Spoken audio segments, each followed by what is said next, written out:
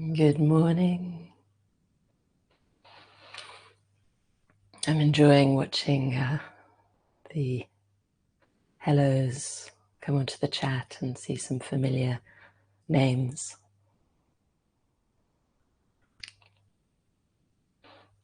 So do say hello on the chat if you are just arriving now.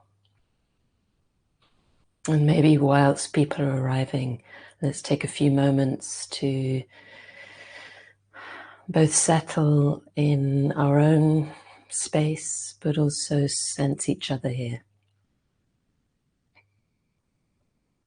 I sometimes like to think of our practice being one of lighting our heart flame and nurturing and strengthening our heart flame.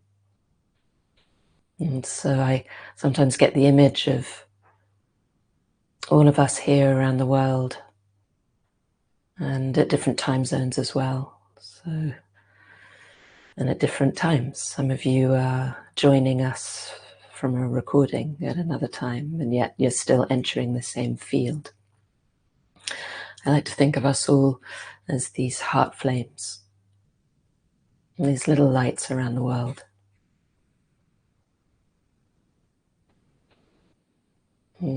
So whether you have your eyes closed or your eyes open, settle and sense in for a few moments this connectedness that we all share right now.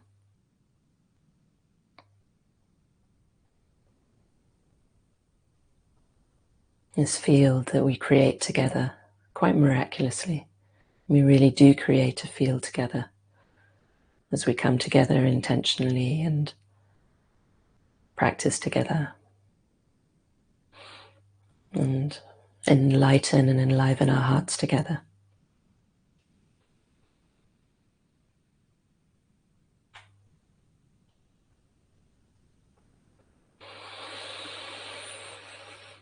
So the theme of our practice together this week is the theme of embracing challenging emotions.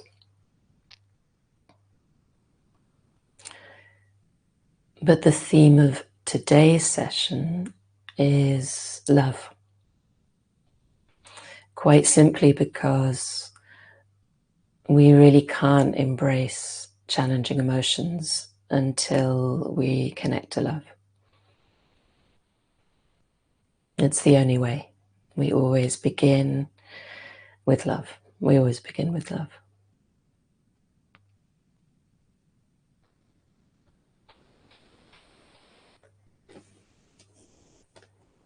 A metaphor that I find helpful for this is if you imagine an enlightened parent, a parent just filled with wisdom and compassion and delight. And imagine this parent very wholeheartedly and fully engaged with something in their home. And yet, in another room, they hear the cry of distressed child, of their distressed child. And the cry might be a cry of anger, it might be a cry of sadness, of fear. But regardless, all that's needed to be known is that it's the cry of distress.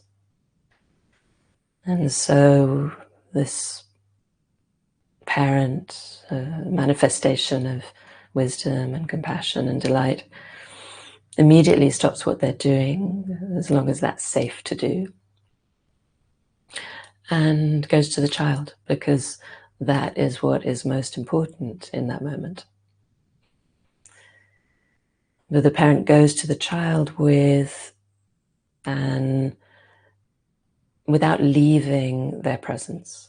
They carry with them the wisdom, the compassion, the delight of being. And so it's as if they enter the room with this fully lit heart flame that I was speaking of earlier. It's the heart flame that enters the room. It's the heart flame, this warmth, this luminosity, this groundedness, immediacy and presence, this relaxation of being that enters the room. And it's that quality that first meets and embraces the child. And so immediately on entering the room, the child is already begins to receive these qualities of being here, of being safe, of being met. There's immediately a sense of relaxation and ease. And it's actually what happens that children and other people, all of us, we regulate our own disorganized nervous systems in the presence of somebody with a more organized nervous system. Because we are one field, we are one heart flame. And so from this place of greater regulation, there's an ability to inquire into what's behind, what the triggers are, first what this child needs in that moment, and then at some point exploring together if there's something that needs to be done. So for those of you who maybe came in a little later as I was already sharing this story, it's a metaphor for an enlightened parent meeting a distressed child, where the enlightened parent is the qualities we're aspiring to cultivate within ourselves, and the distressed child is one of these more challenging emotions. The distressed children within us are these challenging emotions. Because the truth is, most of the time, or at least some of the time, that's not what we're able to do fully yet. It's more likely that we adopt some form of numbing or distracting ourselves, or embellishing, suppressing or embellishing that distressed child, this challenging emotion. So if we were to continue that metaphor, it'd be, we might hear the cry of the distressed child, but without even knowing we're doing it, we pour ourselves a drink. We find ourselves at the fridge door. We go onto social media, start scrolling. Without even recognizing what we're doing, we might find ourselves going into the room, but filled with their same agitation. It's as if, with that metaphor, we go into the room with the child who's wailing on the floor, and we throw ourselves onto the floor and start wailing with them. Or we go into the room triggered by our own response to the pain, and from a place of anger or agitation or fear, we immediately go in with the tension of trying to fix, trying to improve. So in any of those more common ways, that this again is a metaphor for how we are in relationship with our challenging emotions. With any of those more common ways of either suppressing through numbing, or distracting ourselves, or embellishing through replaying the stories of an emotion, whether that's has the effect of drowning inside the emotion, or whether it has the effect of going into some sort of narrative of blame or shame and fixing or comparing or judging. All of these reactive responses lead us to actually perpetuate the emotion. And you can imagine it again with that metaphor of the child. He or she becomes even more overwhelmed, is likely to become even more distressed, or feels like they have to shut down as well and push that emotion away, which again perpetuates it in our system. So we'll be looking over the days this week into more particular specific emotions on each day. But as I said at the beginning, as we grow into our capacity to be that enlightened parent, to be that to grow in our heart, a heart full of wisdom and compassion and delight, we begin with love. We begin with love because that's what wisdom, compassion, and delight are manifestations of. We begin with love because it's love that is the word that we can use to describe this very mysterious quality of being that's actually always available to us, that we grow in this practice, that sometimes spontaneously awakens in us, this mysterious quality of being that is also the ground of being that allows us to meet life without leaving ourselves. Because love is, in fact, at the deepest level, who we are.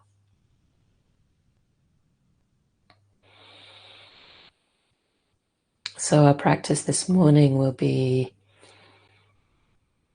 one primarily of cultivating love's qualities and recognizing, feeling, and allowing love's presence. Cultivating love's qualities through intentional curiosity and care, intentional warmth and tenderness, and wonder and awe. And feeling love's presence literally in the body, as we do with all of the emotions. Because it sometimes feels like a literal expansion of the heart. That, like any stretching in the body can feel quite unfamiliar. To recognize, allow, and embody love is something we also need to familiarize ourselves with, because we tend to default towards the familiar at any time. We reset ourselves towards what is familiar and what we will naturally identify with, even if that is a contracted and collapsed state of body, heart, and mind.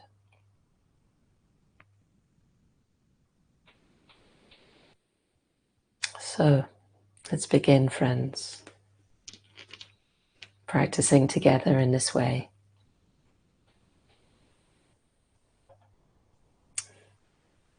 Establish a seat first, and I'll ring the bell to begin.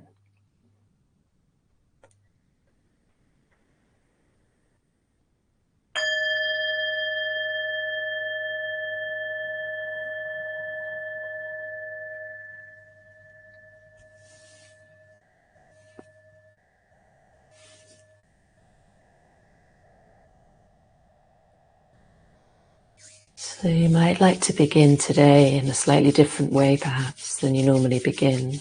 And I invite you to rub your palms together if you choose to begin to create some warmth between your hands. And as you do that, maybe open your mouth wide and squeeze and stretch the skin and muscles of your face, particularly around your jaw. You can stick out your tongue, you can sigh, you can yawn. If a yawn's here, that'll be great.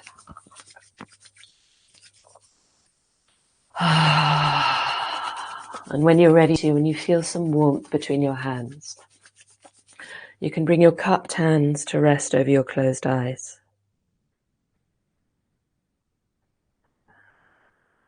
And invite the warmth and the darkness that you're offering your eyes to relax all the tiny muscles around the eyes.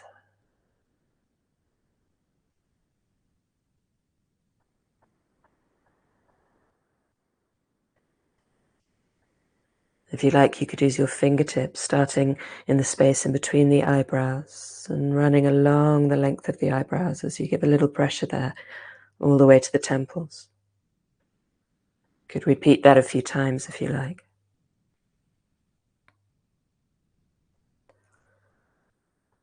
Continue to release your jaw. Your fingertips can help you with that as you slide your fingertips down the sides of your face to come to the hinge of the jaw, where the lower jaw meets the upper jaw. And open your mouth a little and feel how tight those muscles are. So pressing a little with your fingers to help release the lower jaw down away from the upper jaw. That hinge makes space in the hinge. Letting a sigh come whenever that feels natural and spontaneous. Noticing also any other parts of your body that your fingers gravitate to, your hands gravitate to help relieve tension. It might be the neck or the shoulders. You could give yourself a little massage there. Breathing into your belly as you release some of the tension of the upper body. Beginning to feel your belly, and when you're ready, letting your hands slide down the sides of your body to come to rest on your belly.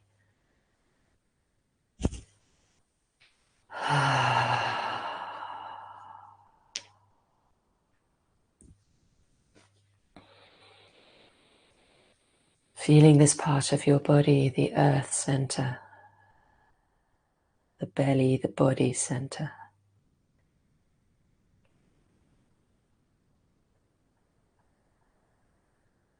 And begin to welcome your body. Welcome your body into this moment.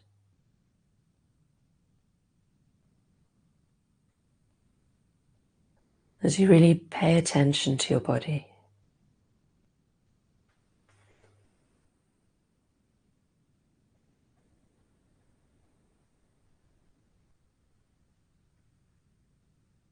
Notice the sensations of pleasant and unpleasant in the body, and welcome all of them.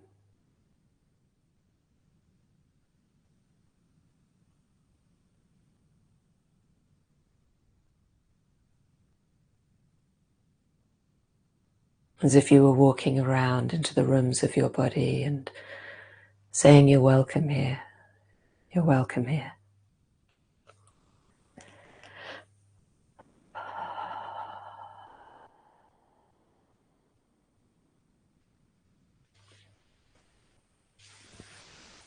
And then you can, if you like, bring one or both hands to the heart. Breathing into the heart space, the emotional center. And breathing into whatever you're feeling this morning, this afternoon, this evening.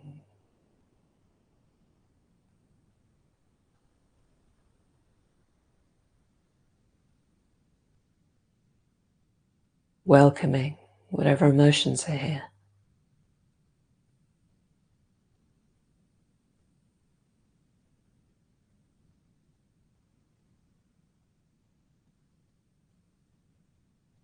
Recognizing whatever emotions are here and saying to each of them, "You're welcome. In this space that we create together, you're safe. It's safe for you to be here."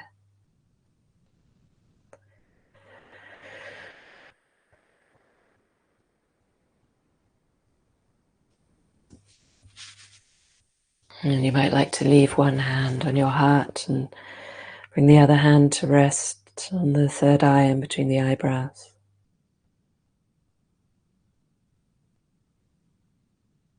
The mind center.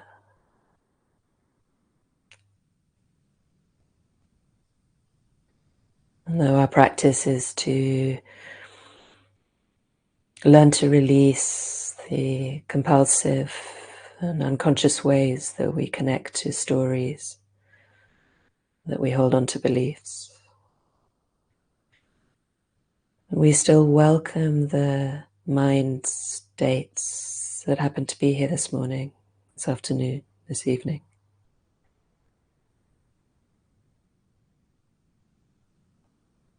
Welcome whatever state of mind is here.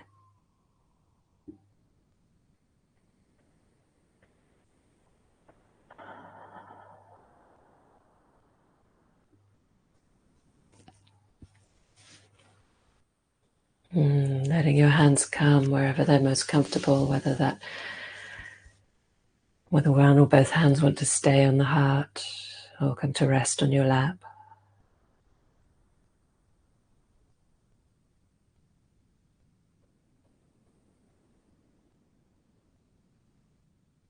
As you welcome your breathing,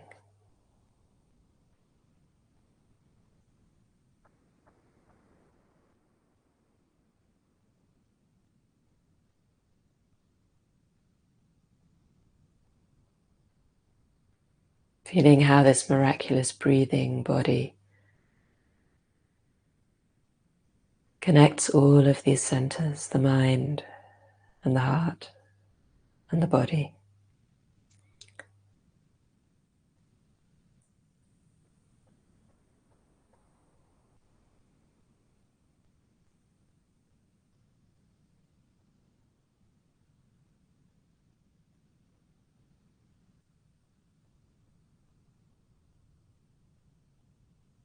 Feel your breathing, the sensations of breathing wherever you most easily feel them.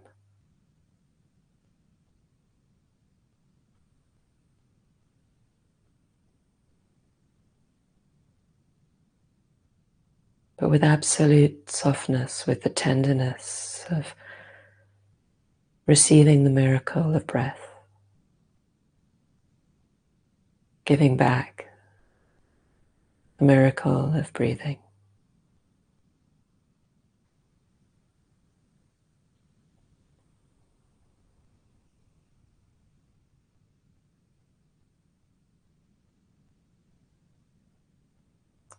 Participating in the mysterious wonder of this one breath that we all breathe together.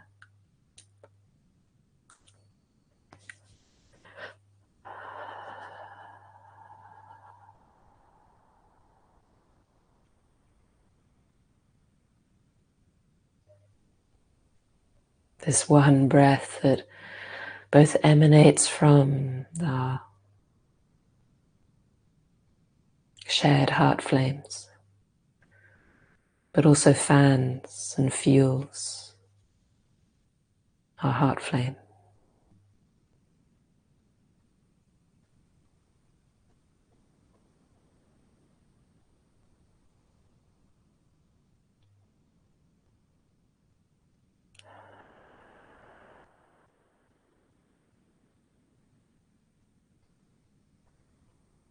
As we receive the breath, we receive life. And we give life back to this one breath.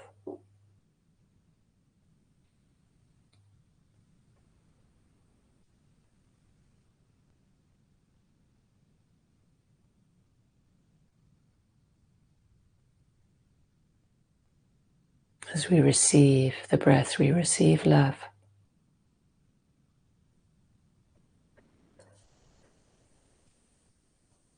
And we give love back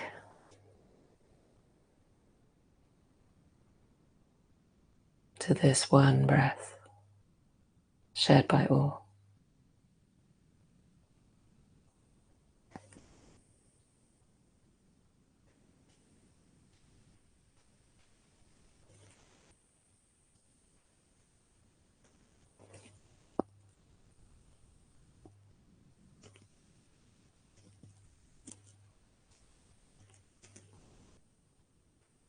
Allowing any small movements in the body, if they come spontaneously and naturally to you, to help you release the breathing.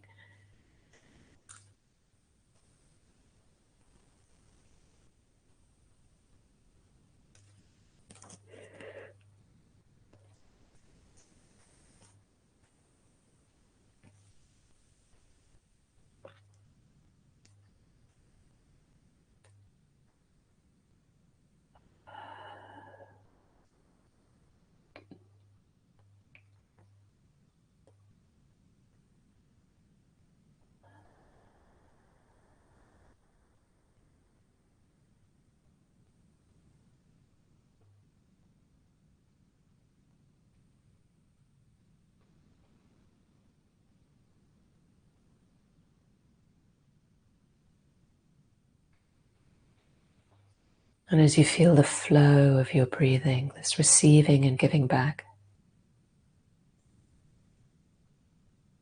recognizing that love also flows, and receiving and giving. Love naturally moves.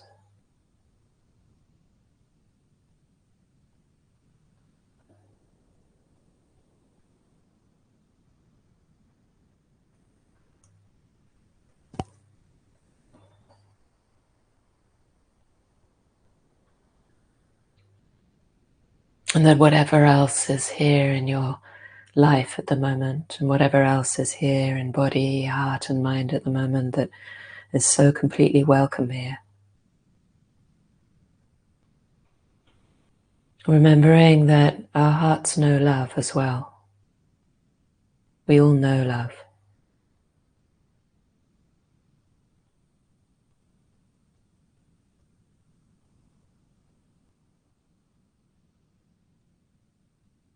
You might appreciate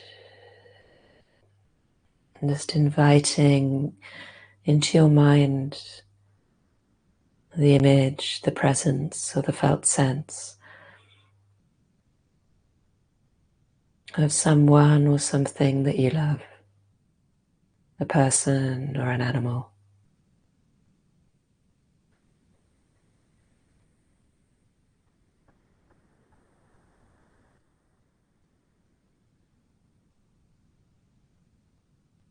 And feel your heart as you feel their presence.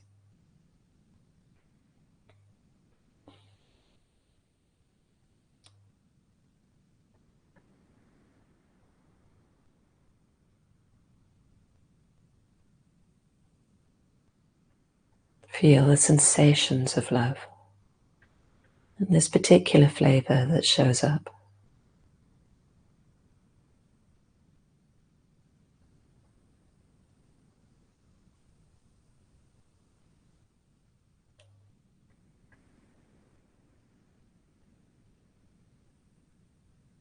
You might also like to bring to mind a place that you love, perhaps a place in nature or an altar in your home, a place that holds you, inspires you, reminds you.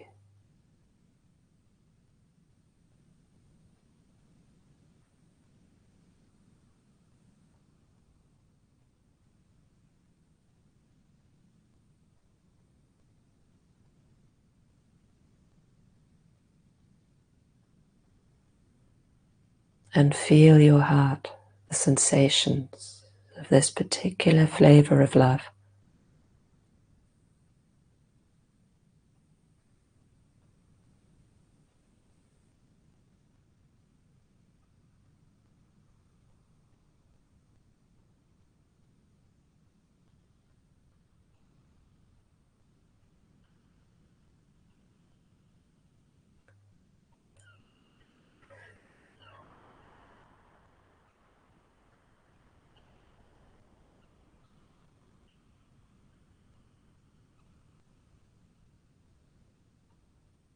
You might also bring to mind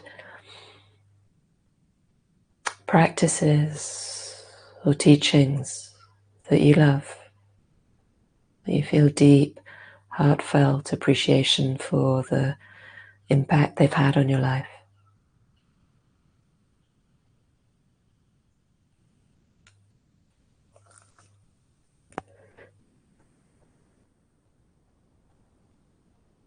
And feeling the sensations of the particular flavor of love, of gratitude and appreciation that this brings forward.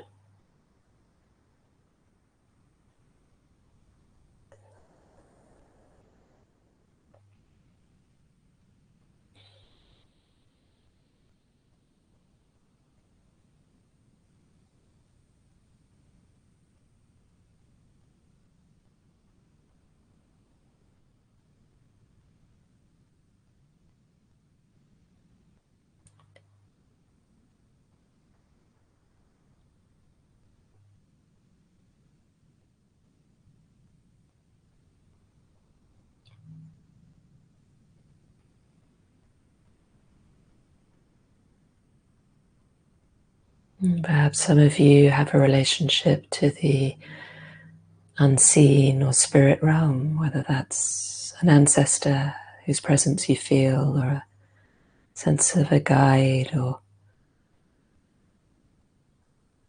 even deity or teacher whose presence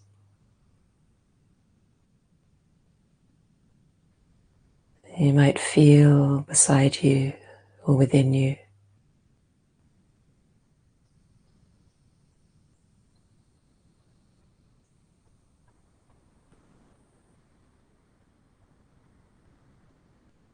Once again, feeling the qualities of love, each subtly different,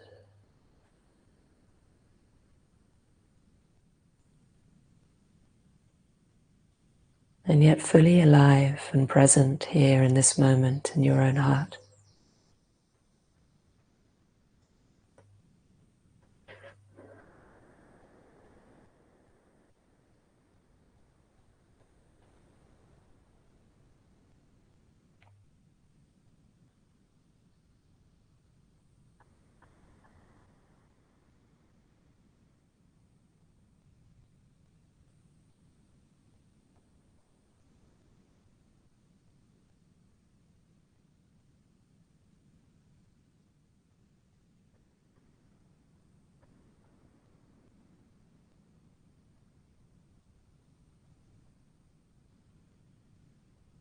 Feeling your breathing,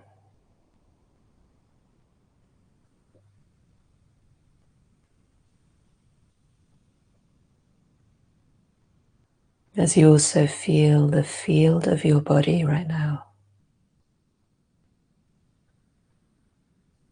of your body, heart, mind, your breathing body.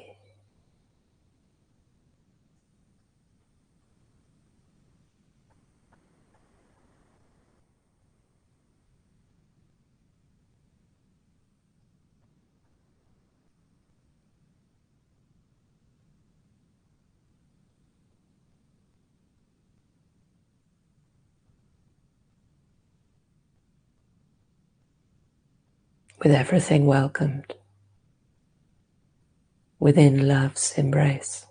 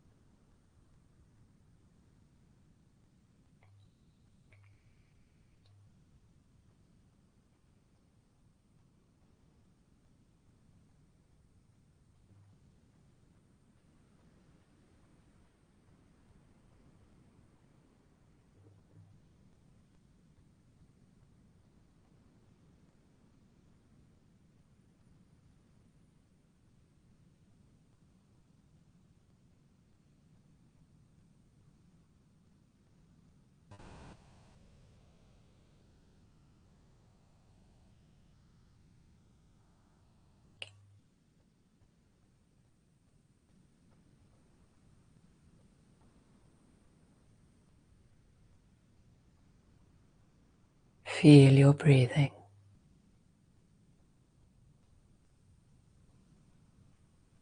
in the field of your body, heart and mind.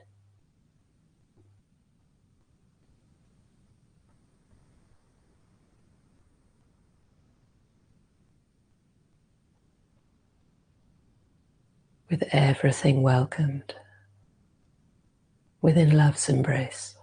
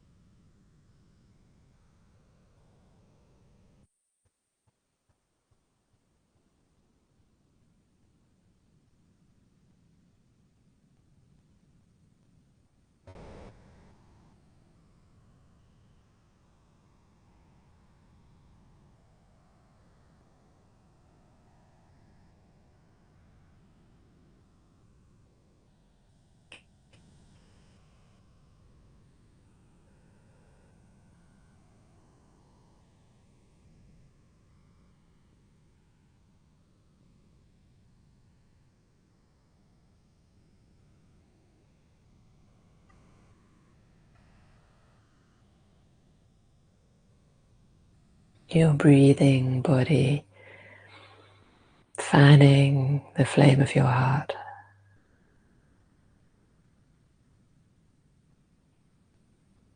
And your heart flame illuminating your breathing body.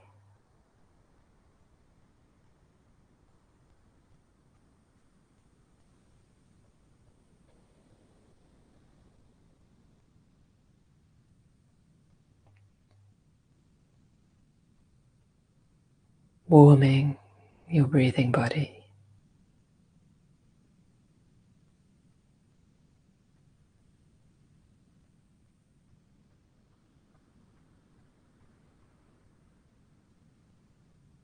Relaxing your breathing body.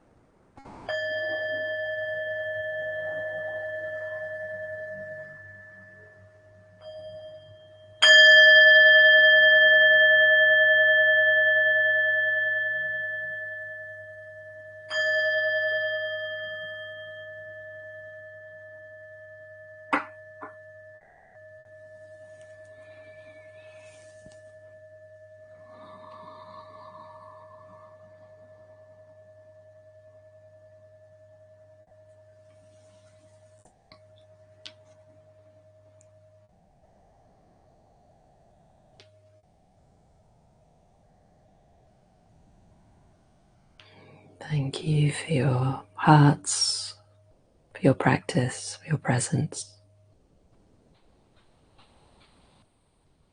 So we have some time now for questions, if there are any this morning that are here. If you could write, as one of you has already, any questions you have, and begin it in the chat, and begin with capital letters question to make it easier to see. You could also click on the little hand icon if you want to come on screen. And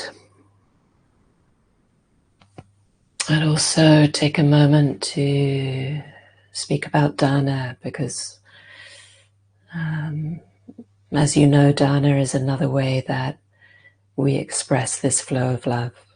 That we really intentionally enter into the stream of love and participate in it.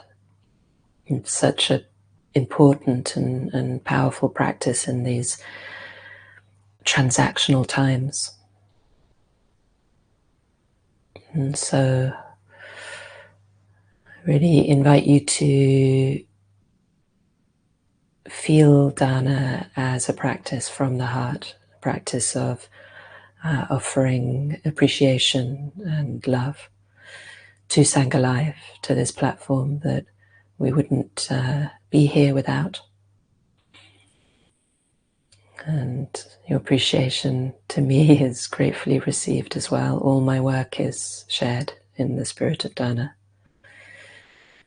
And it might help you to know, because it's something I didn't know for a while, that if you're watching the recording after this week, after December 15th, the dana you share with Sangha Live will be, a percentage of that will be given to whoever the current teacher is, which is wonderful.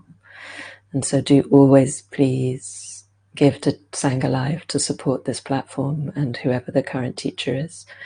But if you would also like to support me outside of this week, you can find a link to support me with dana on my webpage. So thank you.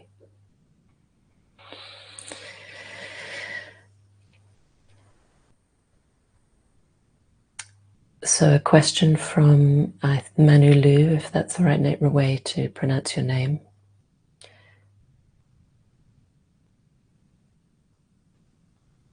I couldn't find someone or something I love, at least not in this pace. It was fast for me. What if for whatever reason in troubling times one cannot find this place of okayness, love, etc. inside myself? If the mind is blurred with bitterness, distress, etc. No, absolutely, and I appreciate the time scale can feel forced or just unnatural to invite such an enormous possibility, because to me at least our whole practice is towards this. And what you might find, Manulu, is that the practices over the week, over the rest of the week, will actually might be ways that actually bring you closer to love, because we'll be turning towards, more specifically, what you describe, the bitterness, the distress, will be turning towards more specifically the different qualities of distress that might be here in the system. And if we go back to that metaphor that I began with, when the child is crying loudly, whether it's, as I said before, cries of anger or sadness or fear or hatred, it's not the moment that is easiest, in fact, by any means. It's the hardest moment, and to cultivate and connect with this center. And there'll be other ways that we'll be practicing during the week that will help build a steadiness of presence, that we can still learn to connect with the distressed child within us from that place of presence, rather than our habitual reactions of either suppressing or embellishing those emotions.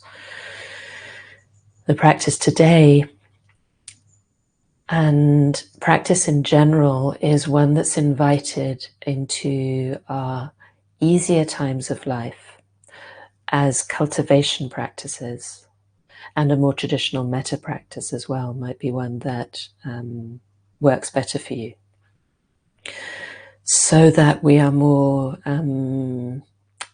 enabled and capacitated for the times in our life where we're more challenged.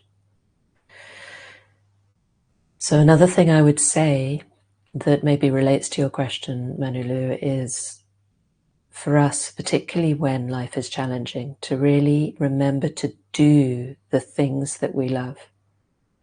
To do the things that we love, to include those things in our days, or wherever that's possible, however small that is, that doing what we love isn't self-indulgent or a distraction or a diversion or a numbing. If we do that with the intention of supporting and connecting to our heart space so that we're more able to attend to everything else that is here in our experience from this place of the heart, it becomes, rather than being a self-indulgence or a distraction, which, you know, of course we can use the things that we love as a numbing technique, as a distraction as well. But when that intention is here, it becomes how love moves. It becomes one of the ways that love manifests, that love is alive in our lives. And this can be really important to remind ourselves, because when life is hard, we actually forget those things. We forget to include those things.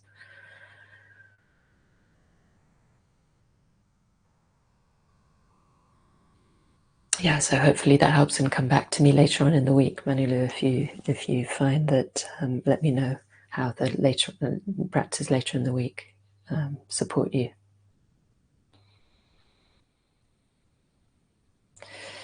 Question from Marcel. I'm not filled with negative emotions, but I also find it difficult to feel love. Of course, yeah. Even when I bring close friends or family to mind, when I imagine beautiful places or enjoyable activities, I don't feel a sense of love. Your previous answer probably answered my question. I wonder what I should do to find the feeling of love.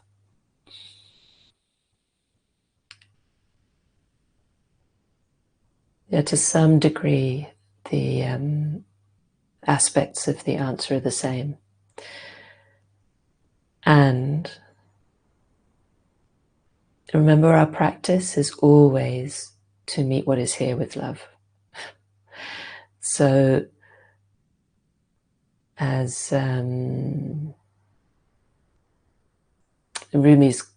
trying to remember the words of Rumi's famous quote, but it might not be exactly right. But the essence of his quote being that we don't create love, but we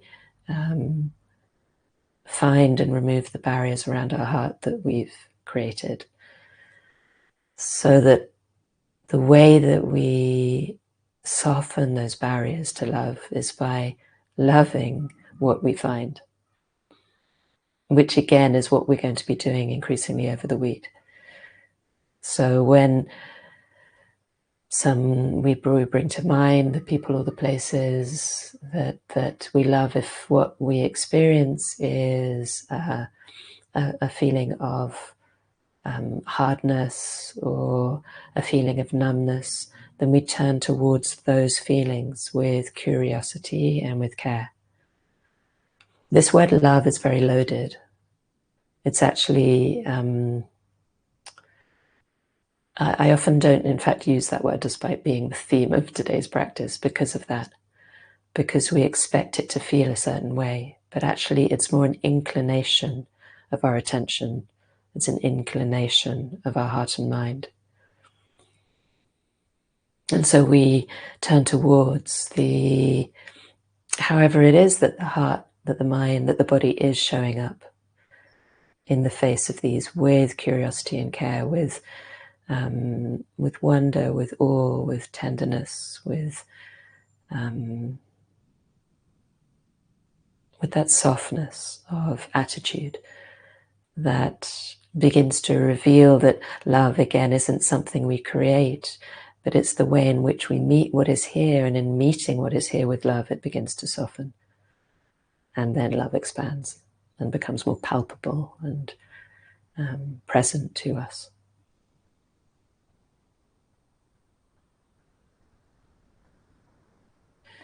Thank you, George, reminding the actual word. Your task is not to seek for love, but merely to seek and find all the barriers within yourself that you have built against it.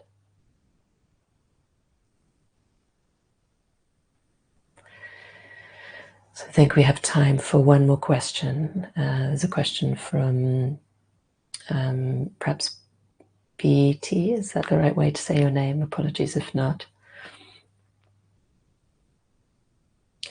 Thank you to offer that wonderful field of love and pictures to understand what is going on inside.